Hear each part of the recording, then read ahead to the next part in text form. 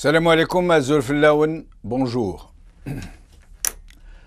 Lorsqu'il eut fini de perpétrer le coup d'État de janvier 1992, le régime a vite compris qu'il lui fallait dresser les Algériens les uns contre les autres, au besoin en faisant couler le sang, quitte à mettre en place une dynamique de terrorisme pédagogique, pour diviser les Algériens en deux camps. Les méchants islamistes qu'il fallait confiner à la violence comme seul moyen d'expression politique, et les gentils démocrates qui devaient montrer patte blanche en appelant à l'éradication sanglante par tous les moyens des hordes islamistes. 200 000 morts plus tard, en plus de 20 000 enlevés, des centaines de milliers de torturés, de violés, plus d'1 million de déplacés, des milliers d'internés dans les camps de concentration, la fuite de dizaines de milliers de cadres vers d'autres pays, le régime a décidé de siffler la fin de la partie. Parce qu'une fortune fabuleuse lui était tombée dans le giron et que la prospérité de ses membres exigeait que la paix sociale revienne. Il a donc décidé de faire cesser les hostilités, voire même de contraindre le peuple à pardonner et presque à demander pardon à ses propres bourreaux, si l'on lit bien les textes de cette fameuse charte pour la réconciliation nationale. Et ainsi, pratiquement du jour au lendemain, la violence cessa, comme par miracle. En fait, parce que le régime avait décidé d'y mettre fin, tout simplement. Et ainsi, tout changea pour que rien ne change. Le pays devint un immense bazar, les milliardaires pullulèrent, le peuple fut anesthésié avec son propre argent, ou plutôt avec l'avenir de ses propres enfants. Mais le régime demeura le même, il avait su manœuvrer habilement et il avait vidé la scène publique de toute force qui pouvait le menacer, autour de laquelle le peuple pourrait se rallier. Les seuls partis politiques qui sont autorisés à donner le change, plus de 64, de viles petites épiceries politiques pour la grande majorité, ne servait que de décor en trompe-l'œil. En échange de petits et gros privilèges, selon la foule des gloutons qui composent le dit parti, des prébendes sont distribuées aux uns et aux autres. Mais le régime avait aussi compris que la seule vraie menace ne pouvait lui venir que d'une alliance entre tous les vrais opposants, les plus intègres, les plus déterminés. Or, ceux-ci étaient divisés en islamistes et non islamistes, comme l'a voulu le régime. Plusieurs consciences nationales comprirent l'enjeu et appelèrent à l'union sacrée entre ces deux courants, de façon inconditionnelle, sauf celle d'un cadre démocratique dans lequel tout le monde devait s'inscrire. C'était compté sans le régime qui fait tant et plus pour empêcher une telle dynamique, qui finirait par agglomérer autour d'elle tous les citoyens algériens conscients des périls qui guettent leur nation. Cette aspiration resta donc longtemps lettre morte, et les rares initiatives qui furent lancées, ici et là, pour tenter d'y arriver, furent vaines en fin de compte. Mais en voilà une autre qui nous arrive. Le tout est de savoir si elle est viable, forte, porteuse d'espoir. Les Algériens et les Algériennes qui se sont unis dans cette même alliance, l'ANC, pour former une sorte de front, pourront-ils réussir ce que d'autres avant eux n'ont pas pu réaliser? L'ANC est donc née, elle est constituée de personnalités venant d'horizons politiques divers, notamment des islamistes et des séculiers. L'ANC a publié sa charte et appelle tous les Algériens, ainsi que les formations politiques, à rejoindre sa dynamique. Je n'en dirai pas plus, puisque nous avons avec nous une membre fondatrice de ce nouveau mouvement. Madame Zahira Houfani Berfes, merci de nous avoir rejoints sur la chaîne Al-Magharibiya. Merci à vous de me donner la parole et j'aime beaucoup votre chaîne parce que elle est aussi ouverte donc que notre groupe et elle parle à tous les Algériens, donc c'est un progrès inestimable pour les Algériens. Je vous remercie, Madame Houfani Berfes. Alors, il y aura avec nous aussi un citoyen algérien, documentaliste son état, qui s'intéresse de très près à ce qui se passe en Algérie. Jamil Dziri, vous êtes avec nous? Il n'est pas encore avec nous. Mais bon. Je n'ai pas besoin de réitérer ce qui a été dit par Mme Houfani. Oui, oui, Donc, oui, Jamil. Voilà, c'est très louable d'entendre des Algériens du sport se rassembler, parler de la même langue et dans le même sens d'intérêt. Tout le plaisir est pour nous, Jamil. Donc, Madame Houfani Berfes, dites-nous où vous en êtes, comment ça s'est passé, comment avez-vous pu rallier autour d'une même table des gens d'horizons aussi, j'allais dire, divergents? Écoutez, je peux dire d'ores et déjà que réunir les gens autour de la table Algérie, donc sans préjugés, sans préalable comme c'était dans le temps, c'est déjà un pas en avant, je trouve, pour l'instant, pour rassembler les Algériens. Cette initiative, en fait, est à sa deuxième étape. Ce que nous avons fait hier, donc c'est la publication de la charte avec les principes, les valeurs et la mission de l'ANC. C'était prévu au moment de son lancement qui s'est fait le 27 avril 2014.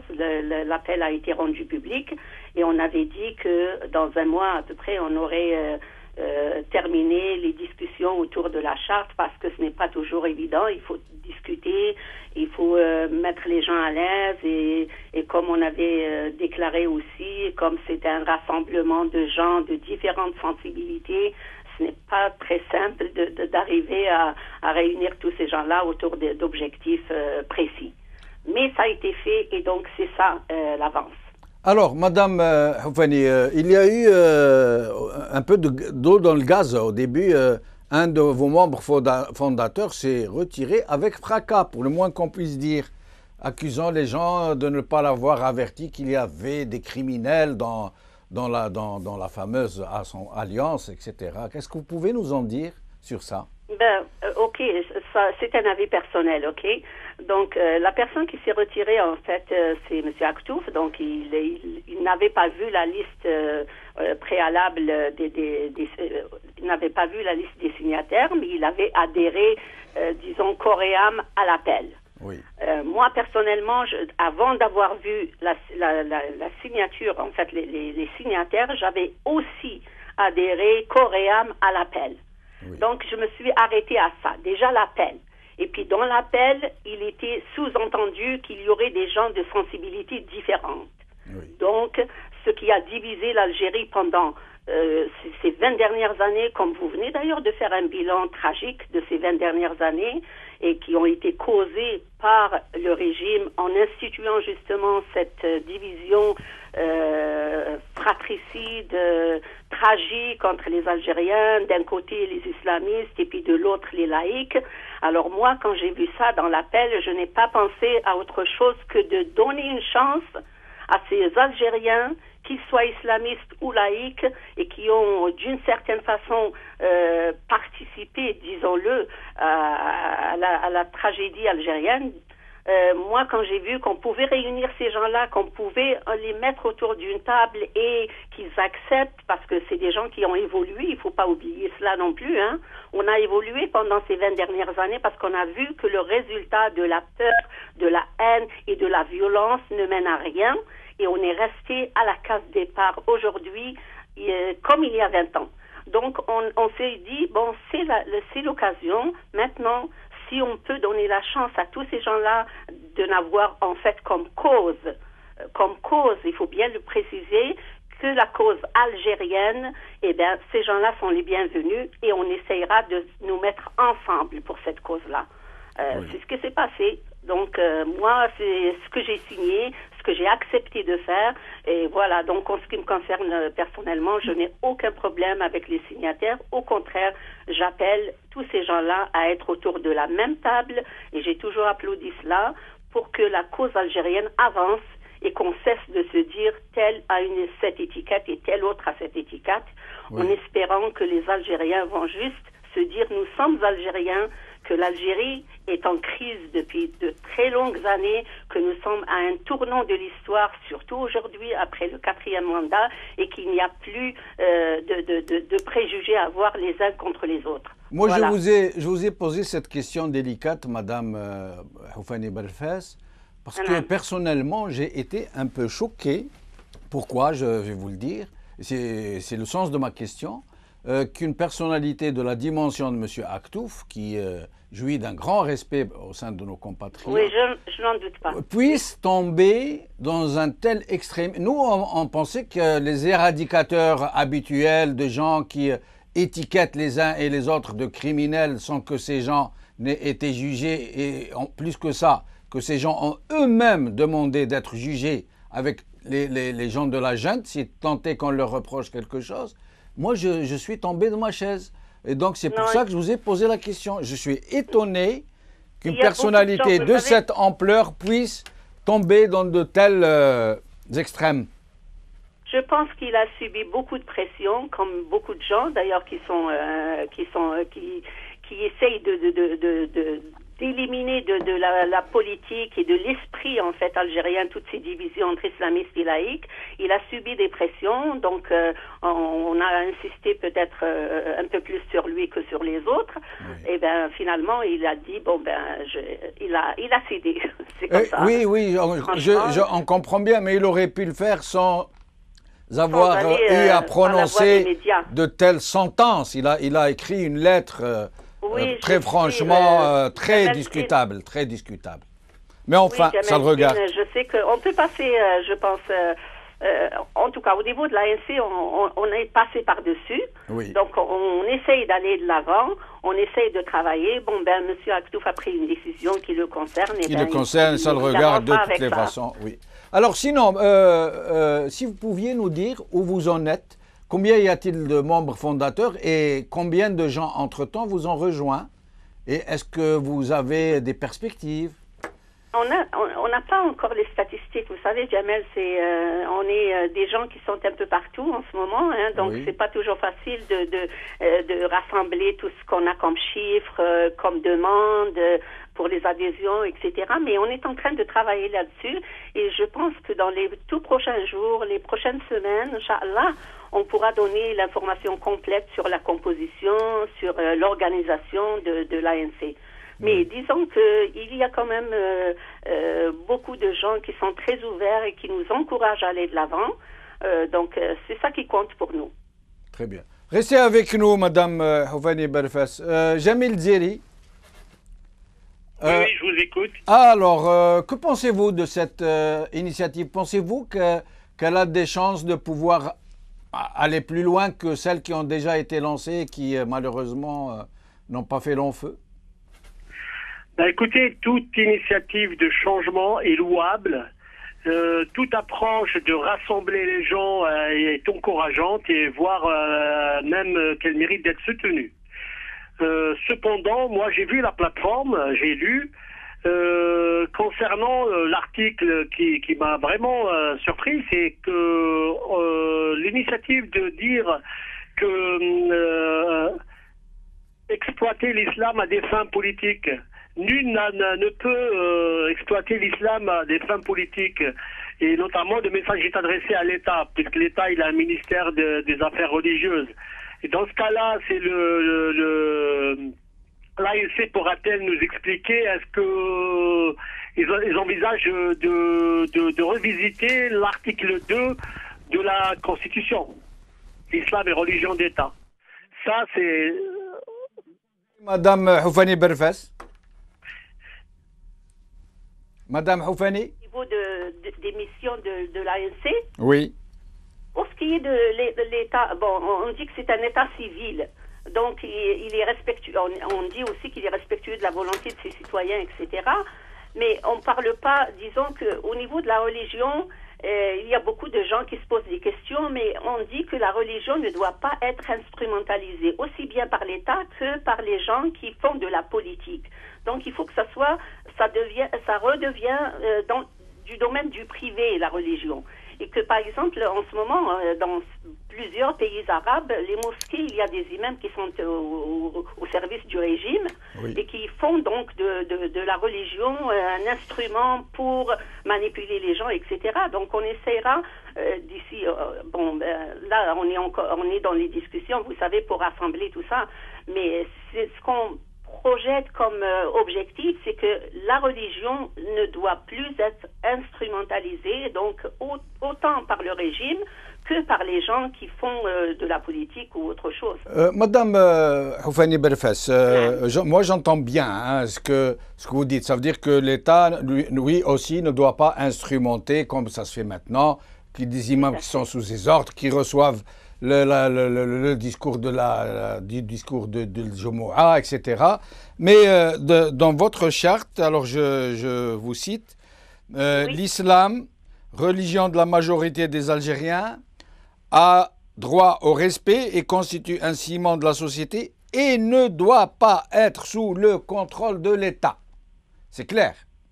Ben oui, donc c'est clair. D'accord. Jamil Djiri vient de vous poser une question, j'ai compris son sens. Il veut dire, à partir du moment où vous proposez quelque chose, ça veut dire que l'article 2 de la Constitution, selon vous, ne devrait plus exister, qui dit l'islam est la religion de l'État. Oui. Dans sa formulation, oui, je pense qu'il ne devrait pas exister. D'accord. Mais vous savez, c'est une révolution dont vous nous parlez. Si vous dites que vous voulez retrancher l'article 2 de la Constitution qui dit l'islam est la religion de l'État, ce n'est pas une mince affaire, vous en conviendrez. Oui, d'accord, mais on n'est pas encore en train de parler de la Constitution, là. C'est les valeurs de l'ANC.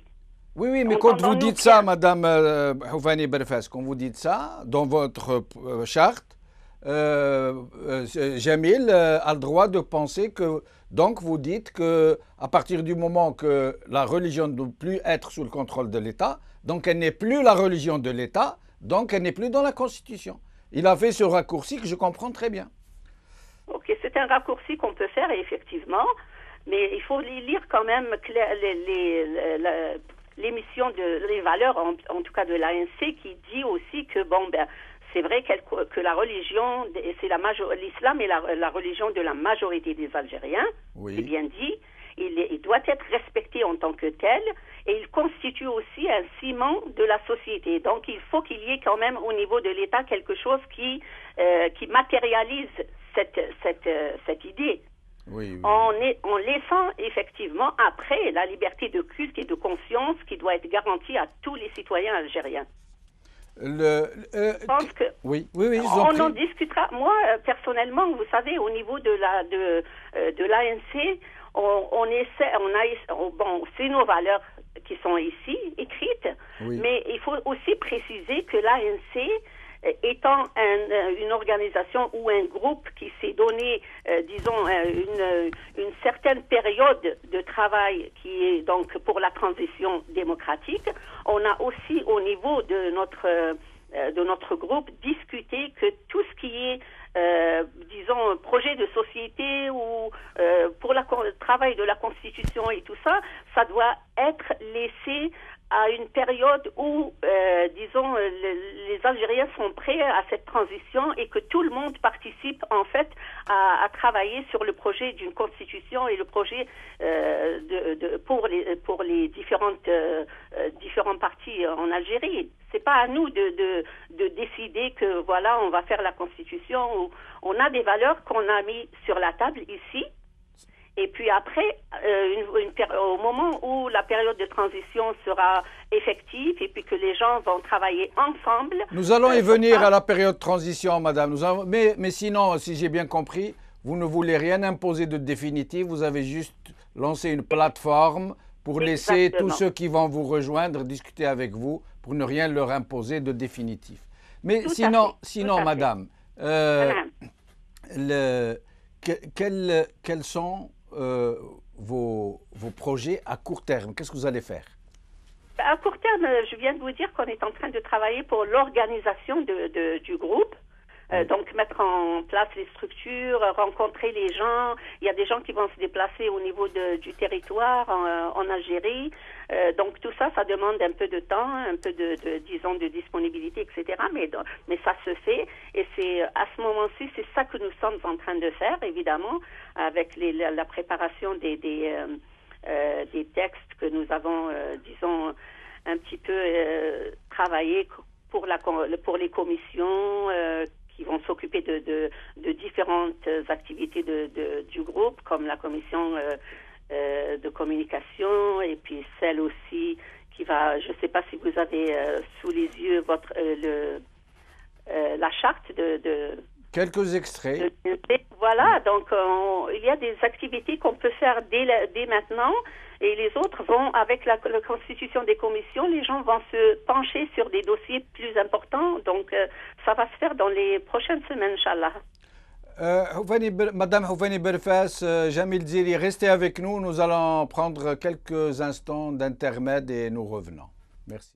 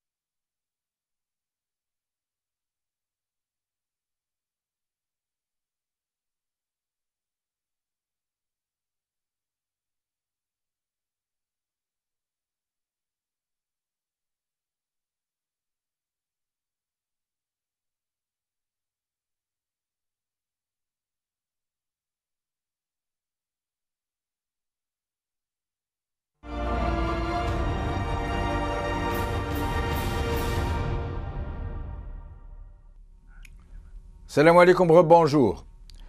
Jamil Djiri. Jamil Djiri, vous êtes avec nous? Oui, je suis toujours avec vous, oui. Alors, que pensez-vous de la réponse de Madame Houfani Berfas sur cette clause, si je peux dire, cette disposition plutôt, de la charte qui précise que l'islam ne doit pas être sous le contrôle de l'État? Dites-nous votre lecture. Sincèrement, quand on est dans une démarche de rassemblement, la démarche elle doit être consensuelle, par essence. Hein, elle doit être consensuelle. Elle ne doit pas imposer des formes restrictives. De ce cas précis, ils auraient dû laisser, dans une logique stratégique, que toutes les questions susceptibles de poser des problèmes, de les laisser dans une phase ultérieure. Et dans la phase initiale, on essaye de rassembler.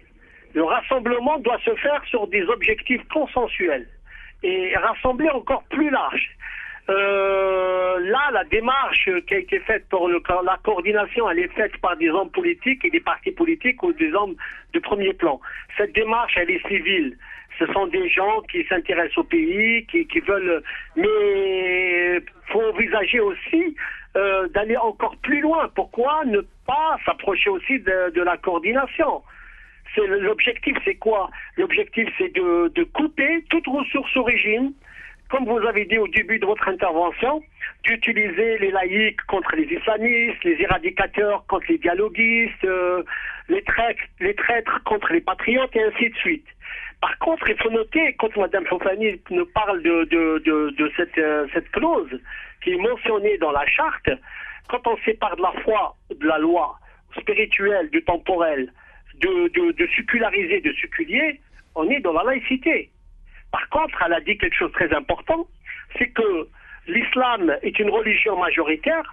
Elles auraient dû penser à mettre un point, dire que toute source de législation doit émaner, doit venir comme source de législation l'islam. Ça, c'est très important. Mais dire que ne pas exploiter l'islam à des fins politiques, et dans ce cas-là, concernant l'État, elle-même, c'est son droit, hein, et c'est très bien, comme ça, parce que l'islam aussi, il est victime dans cette affaire, que ce soit par l'État qui utilise l'islam et rétribue les imams, et qui nous parle des choses pas possibles, et vous avez des partis politiques aussi qui exploitent l'islam à des fins politiques pour arriver au pouvoir. Mais j'aurais bien aimé qu'il y ait un bon sens de la stratégie, c'est-à-dire reporter tous les points sensibles à une phase ultérieure, parce que le rassemblement doit se faire sur une logique consensuelle. Une fois à l'intérieur, les gens sont rentrés à l'intérieur, à ce moment-là on pose le problème et on va débattre. Alors on va poser vos questions à Mme Fofani, j'espère qu'elle les a entendues. Je les ai entendues, il a tout à fait raison. Oui. De mentionner qu'il y a des choses sur lesquelles on pourra discuter encore plus longuement dans les prochains, dans les prochains rendez-vous avec l'ANC.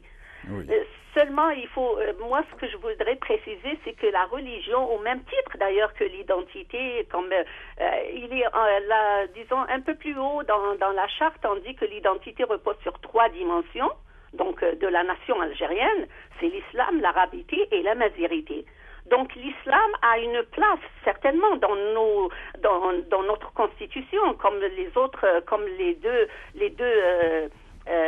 piliers en fait de la nation que je viens de citer. Mais c'est juste son exploitation que nous ne voulons plus avoir. Parce qu'elle a été exploitée, il faut bien le dire, ces 20 dernières années de façon tragique pour le peuple algérien, aussi bien par le régime que les partis qui l'ont exploité comme El Mohim. C'est ce que nous voulons dire avec ces points dans la charte. Donc l'islam, oui, c'est la religion de la majorité des Algériens. Il a droit au respect, donc il fait partie des piliers de l'Algérie et il doit faire partie donc de la Constitution. C'est juste que la formulation et les débats n'ont pas encore eu lieu, disons au niveau de toute la société algérienne, et ça se fera dans le cadre de la transition, puisque nous voulons un état de droit. Donc un état de droit doit reposer sur le consensus et une sorte de compromis entre toutes les parties qui sont, disons, qui veulent aboutir au changement du régime en Algérie. Ce n'est pas l'ANC qui va trancher, en fait. Oui. Alors, Madame Jamil Djeri a compris, c'est son droit, que le fait de dire que la religion ne doit pas être sous le contrôle de l'État, ça veut dire pour lui, c'est séparer la religion de l'État, ce qui veut dire pour lui laïcité. Il a dit comme ça. Non, c'est pas ce que nous entendons. Alors, c'est pour ça que le débat, il a raison aussi de dire que ce genre de questions ne seront tranchées, c'est ce que je viens de dire d'ailleurs, que lors des débats sur la Constitution en Algérie. Et ça ne s'est pas encore fait. Celle que propose le régime est rejetée par la majorité des gens. Donc ça se fera une fois que les gens auront ce consensus pour établir la constitution de l'Algérie et une constitution qui va être valable et qui ne sera pas violée par le premier venu à la présidence. Mais vous avouerez, madame, que cette disposition pose question. Moi, je n'ai pas d'avis sur la question, hein, je fais que relever. Et à plus forte raison, quelle a été la position de vos partenaires islamistes qui sont qui se disent du courant islamiste, qui se revendiquent du courant islamiste, au sujet de ce passage de la religion et de l'État? Écoutez, si on l'a mis sur la charte, c'est qu'on a convenu que c'était ce qu'il fallait mettre et on était d'accord sur ça. Tout le monde était d'accord sur ça. Voilà, donc, tout à fait. voilà, c'est le consensus. C'est très clair. C'est très clair. Voilà, on l'a mis en accord avec ce que nous avions dans l'esprit à propos de l'ANC. Donc, c'est tout à fait conforme à ce que nous La pensons. question a le mérite d'avoir été posée par notre ami Jamil Ziri. J'espère qu'elle soulèvera aussi en votre sein un débat fructueux et très intéressant, très certainement. Sinon, Madame Houfani Benfes, concernant la coordination des partis qui sont contre ces tractations constitutionnelles, vous avez eu des contacts avec eux? Non, on n'a pas eu de contact, mais disons qu'on n'est pas, on n'est pas négatif. Ce n'est pas parce que on a cette alliance qu'on est contre ce que fait la coordination. Au contraire, même que personnellement, en dehors de l'ANC, je suis quelqu'un qui a encouragé le travail de cette coordination bien avant l'ANC. Donc, je trouve que c'est très positif. Écoutez, pour moi personnellement, après toutes ces années où on criait, où on critiquait les opposants qui n'arrivaient pas à s'entendre, qui n'arrivaient pas à discuter, alors dès que j'ai vu qu'il y avait disons, un premier pas de franchi là-dedans, disons, dans l'union de ces opposants et surtout contre le régime en place. Donc, quand j'ai vu ça, j'ai applaudi. Je suis quelqu'un qui cherche, comme je vous disais tout à l'heure, qui n'a qu'une cause, en fait, c'est la cause algérienne. Et donc, tous les gens qui peuvent se rassembler, et en particulier les opposants au régime, qui peuvent s'entendre. Et quand j'ai vu le RCD avec les gens les gens de la mouvance islamiste ensemble autour d'une table et discuter, en fait, débattre de leurs projets, etc. J'ai trouvé ça admirable pour le contexte algérien, disons-le. Oui. Disons-le, parce que c'est des gens qui ne pouvaient plus ne pouvaient plus échanger entre eux. Il y avait comme une barrière que le régime avait établie entre eux. Et puis nous avons subi tout cela pendant des années. La société algérienne a subi cela pendant ces 20 dernières années. Donc c'est un pas en avant et je l'applaudis. Ce qui n'empêche pas que des gens, eux, au niveau de la coordination, d'après ce que je lis, c'est, disons, c'est un rassemblement des partis, bien sûr, et des personnalités. Nous, au niveau de l'ANC, on veut que ce soit aussi une porte ouverte pour les citoyens ordinaires, les gens qui aspirent au changement, mais qui ne sont pas, disons, intégrés dans les partis ou dans les organisations et qui veulent avoir un cadre pour lutter, un cadre pour faire avancer le projet du changement. Donc nous, on les accueille et ils sont à l'ANC, c'est ouvert. Et les gens qui sont déjà dans des partis ou qui ont leur propre parti, donc ils peuvent venir chez vous, comme c'est le cas de Tabou par exemple, tout en gardant leur casquette dans l'antichambre, quoi. Comme par exemple au niveau, on a l'UDS, donc on a Karim Tabou qui est avec nous à l'ANC et qui a lui-même son propre parti. Ça n'empêche pas, parce qu'au niveau de l'Union, on veut qu'il y ait un rassemblement de différents horizons. Et comme on disait tout à l'heure, islamiste et laïque, entre guillemets, c'est toujours encourageant d'avoir ces gens-là et de leur offrir un cadre à tous. Alors, madame, à propos, vous avez avec vous des leaders de l'ex-FIS, du FIS, je préfère dire des leaders du FIS, parce que moi, personnellement, je ne reconnais pas cette décision de justice qui l'a dissous. Vous avez avec vous des leaders du FIS et vous avez avec vous des leaders du FFS. Tout à fait. D'ex-leaders. Quelle est votre vision?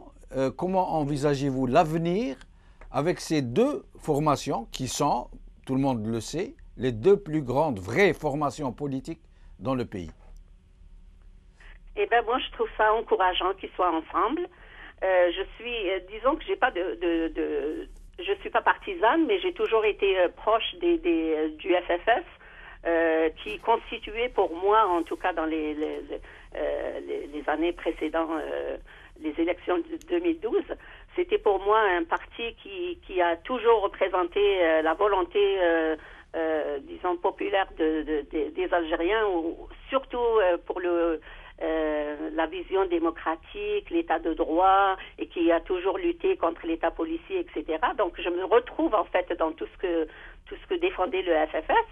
Et voilà que, avec les gens du FIS qui maintenant, disons, ils défendent la même chose que nous, donc ils se rallient un petit peu à l'esprit démocratique. Et puis avant, il faut dire les choses comme elles sont, il y avait une certaine déformation de tout ce qui est démocratique en Algérie à travers le FIS, il faut le dire.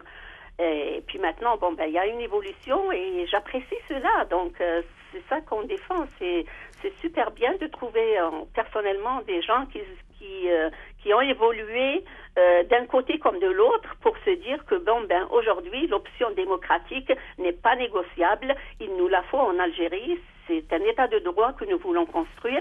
Et puis, ceux qui sont capables d'avancer dans cette idée, ils sont les bienvenus. Et c'est ce que Restez avec nous, madame. C'est l'avenue de l'ANC. Restez avec nous, madame Houfani Barfès. Jamil Djeri. Jamil Djeri. Oui, je vous écoute. Alors, Jamil, vous n'avez pas été étonné que des gens qui, il y a une dizaine d'années, étaient aux antipodes les uns des autres, encore que... Pour ce qui concerne ces personnes qui sont dans l'ANC, ils sont tous connus pour leur modération et leur sens de la responsabilité. Mais leur courant, les courants qui portent, par exemple, les gens du FFS et les gens du FIS, vous n'avez pas étonné qu'ils puissent se retrouver comme ça, bien qu'ils se soient déjà retrouvés dans d'autres circonstances. Mais là, c'est pour construire quelque chose de nouveau, pour appeler les deux courants à se rassembler pour une alliance, pour une union sacrée. Qu'est-ce que vous en pensez ? Écoutez, je suis pas étonné. Je vous réponds par la maxime de Goethe qui disait que celui qui n'a pas appris l'histoire est condamné à la revivre. N'oublions pas, il faut pas avoir une mémoire courte. Il y avait les accords de Rome, il y avait le FFS, il y avait le FIS, il y avait d'autres partis. Et donc, cette initiative n'a pas échoué. C'est le pouvoir, avec tous les manœuvres, bien sûr avec du soutien des puissances occidentales, qui l'a fait capoter. Mais elle a le mérite d'exister. Et il faut revoir peut-être le contenu de cette plateforme. Et vous allez voir, que ce soit l'ANC ou la coordination, peuvent méditer sur cette plateforme et prendre quelques articles qui sont toujours d'actualité. Par contre, ce que j'ai reproché à Mme Houfani, c'est ce que je dis à Mme Houfani, c'est pas une reproche et c'est pas une critique. C'est que il faut bien préciser qu'on a un pouvoir qui manipule tout. Et donc, il ne faut pas le traiter flanc aux critiques pour le pouvoir concernant la question de l'islam. Et elle a aussi parlé de la question identitaire. Telle qu'elle est proposée, je crois qu'il y a une erreur monumentale. Celle de juxtaposer l'islam, l'arabité et la berbérité. L'identité est un tout. On ne peut pas juxtaposer. C'est le pouvoir qui a juxtaposé, dire voilà, l'islamité, l'arabité, et les a mis l'un à côté de l'autre. En fait, pour arriver à un état civil, il faut bien sûr mettre en place ce qu'on appelle les droits civiques. C'est-à-dire qu'on va dire ce qu'on appelle en arabe haqq al-muwatana. Ça veut dire que c'est la citoyenneté. Ce n'est plus un islamiste, un démocrate. Et comment ça se passe ailleurs? C'est que quand on prend des gens ailleurs, c'est que leur identité se construit par une ils ont interné les principes. Si vous prenez par exemple un Corse, il a l'identité corse. Il a l'identité, il est français, il est citoyen français, il est dans une sphère latine, il il est catholique, il est européen. C'est à l'image des poupées russes. C'est-à-dire que chaque poupée, elle est incluse dans une autre poupée. Et c'est comme ça qu'on peut concevoir une identité. C'est-à-dire, bon, l'islam, l'arabité, la berbérité, et ils sont un ensemble. Ce n'est pas un juxtaposé oui, mais Jamil Djeri Ben Badis l'a dit avant, il a dit Sha'bul Jazairi Muslimun wa ila al-Urubati yantasib. Et Ben Badis, on l'appelait Ben Badis as-Sanhaji, c'est-à-dire Ben Badis le berbère. Donc je crois que... C'est-à-dire l'identité, le noyau de l'identité algérienne, il est berbère. Oui. Après, vous avez l'arabité. Oui. Nous n'oublions pas qu'on est là depuis 14 siècles, on est musulmans, on a la calligraphie arabe, mais il y a aussi l'islam qui chapeaute tout. Et à partir en quoi ça dérange de le dire? En quoi ça dérange de le dire? Ils intériorisent celle-là, ils se réclament en tant que citoyens. Oui, mais l'un n'empêche pas l'autre. L'un n'empêche pas l'autre. On peut se dire citoyen algérien, et la matrice de notre identité, et la berbérité, l'arabité, l'islam. Mais restez avec nous, Jamil, restez avec nous. Madame Houfani Berfas. Désolée parce que j'ai été coupée. Oui, on vous... ce que disait notre ami. Oui. Alors, notre ami considère que peut-être que c'est une erreur aussi d'avoir insisté sur le triptyque de notre identité, berbérité, amazirité, islam. En fait, pour lui, seul compte la citoyenneté. Ça veut dire qu'il n'est pas utile de préciser ces essences matricielles de notre identité. Je ne sais pas, vous savez, les avis divergent là-dessus. Hein. Il y en a qui sont pour, puis il y a d'autres qui sont contre. Donc on n'a pas l'unanimité jusqu'à maintenant. Bon, au niveau de l'ANC, on en a discuté, donc on a retenu ça qui nous convient à l'ensemble. Mais comme je le répète encore une fois, ce sont des choses qui vont être tranchées lors du travail consensuel qui va être fait dans le cadre de la nouvelle constitution algérienne. Oui, je suis pour la citoyenneté. Et comment? La citoyenneté, c'est le plus important objectif que puisse atteindre un individu dans une société. Parce que ça donne le droit d'élire celui qui le représente, par exemple, le droit de le révoquer, le droit de manifester, le droit d'être libre, quoi. Donc, on veut arriver à cette citoyenneté, il n'y a aucun doute là-dessus. C'est juste que, il faut prendre le temps de travailler tout ça et de donner, disons, une chance à tous les gens qui sont aussi bien dans l'ANC que dans les autres groupes comme Barakat ou bien la coordination. Tous ces gens-là vont finir par travailler ensemble et faire cette constitution qui va être qui va porter toutes les aspirations des Algériens. Concernant les mouvements de jeunes... Moi, je vois pas de problème à ce que cela soit dans notre charte, l'islam, la religion de la majorité, ou bien l'islam, l'arabité et la mazirité. Même l'appel du 1er novembre, il y en a des gens qui sont pas pour qu'on le mette, mais nous, on trouve que c'est une référence pour nous, donc on l'a mis. Madame, excusez-moi, le temps nous presse un peu, on va être obligé de poser des questions-réponses assez rapides. Alors, concernant les mouvements des jeunes, comme celui que vous venez de citer, Barakat, le MLC, Nida al-Jazair, tous ces mouvements de jeunes qui activent sur le terrain, vous pensez les contacter, prendre langue avec eux? Oui, certainement qu'il y a des gens qui vont se rapprocher de tous les gens, de tous ces groupes et des personnes en fait qui travaillent sur le terrain. C'est certain qu'on va le faire parce que pour moi personnellement, là je parle de moi parce que je trouve que toute cette diversité de citoyens qui s'organisent, tous ces gens-là vont finir par former ce rapport de force en fait qui est nécessaire pour s'imposer au régime, et je les encourage à travailler bien sûr. Concernant la période transitoire, comment l'envisagez-vous?